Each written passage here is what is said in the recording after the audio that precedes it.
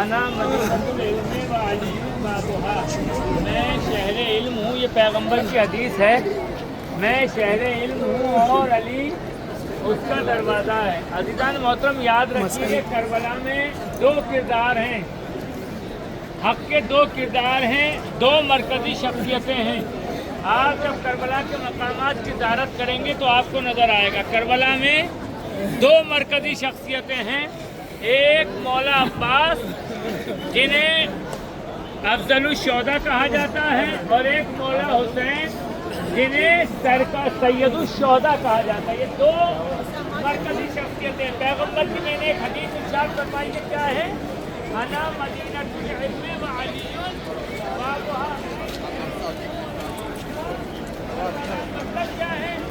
यानी एक उलमा और अच्छे लोगों की पहचान है कि जब वो किसी हर एक शहर में दाखिल होते हैं तो बहुत दाखिल होना चाहिए।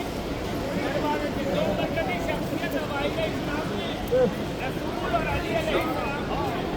रसूल कौन है? शहर। अली कौन है? दरवाज़ा। इन दो शख्सियतों के रसूल के वारिस कौन है? हुसैन, जिन्हें नवासे रसूल और सिब्ते रसूल कहा जाता है। और मौला अब्बास को क्या कहा जाता है? सानिये हैदर कर्रार, फर्जंदे साकिये कौसर। यानी करबला में जो हैसियत रसूल की होनी चाहिए वो हुसैन की है, और इस मौके के ऊपर रसूल का जैसा साथ अली को देना चाहिए वैसा साथ अब्बास को देना चाहिए। इसीलिए मौला अब्बास के अलकाब में बहुत सारे लक़ब हैं, बहुत सारे लक़ब हैं।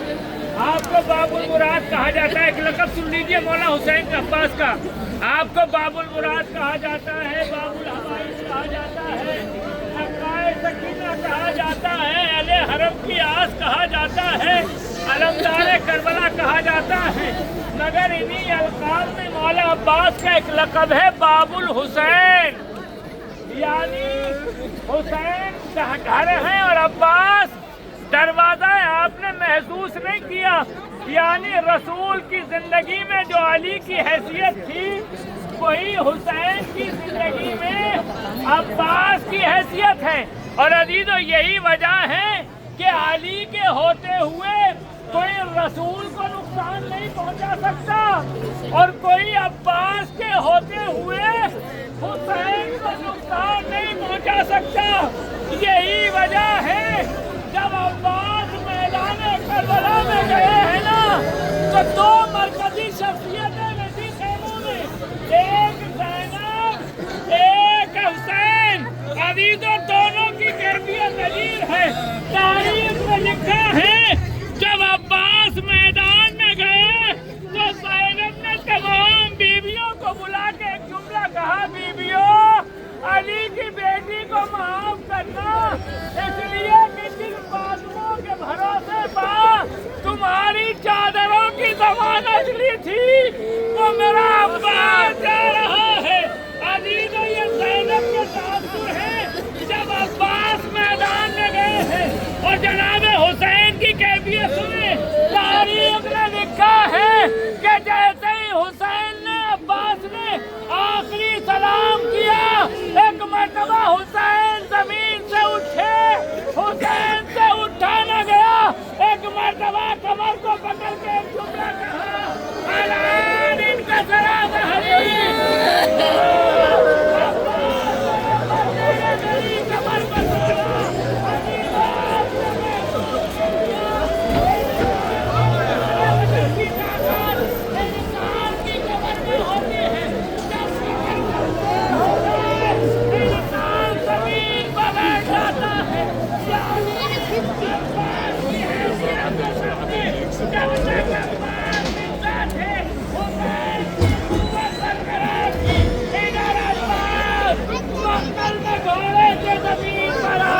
हुसैन ने कहा, अलान इनका साबहरी, भैया अब्बास तेरे मरने ने कमर को तोड़ दिया। अदादारो, ये है अब्बास की हैसियत जिसके सामने मैंने कहा ना, तो मैं जिसने अब्बास के न کوئی زائر حسین بن سکتا ہے اور نہ کوئی حسین کے دربار میں جا سکتا ہے۔ آپ جب خیموں کی زیارت کرنے جائیں گے نا، جیسے خیموں میں داخل ہوں گے تو سب سے پہلے جس کا خیمہ پڑتا ہے اسے عباس کہا جاتا ہے۔ کیوں؟ اس لیے کہ تاریخ نے دیکھا ہے اس کربلا میں جب سے حسین آئے تھے عباس کی حفاظت میں تھے۔ کیوں؟